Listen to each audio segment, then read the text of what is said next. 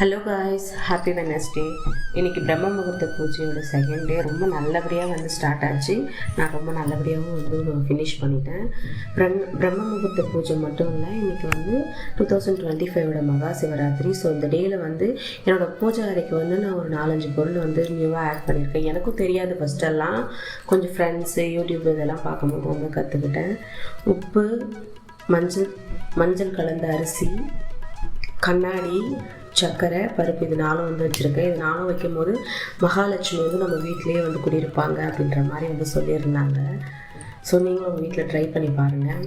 அதுமாதிரி இன்னொரு விஷயம், நான் பண்ண தப்பு மட்டும் இதுக்கப்புறம் யாருமே பண்ணாதீங்க. நீங்கள் ரொம்ப பெரிய தப்பு பண்ணேன்.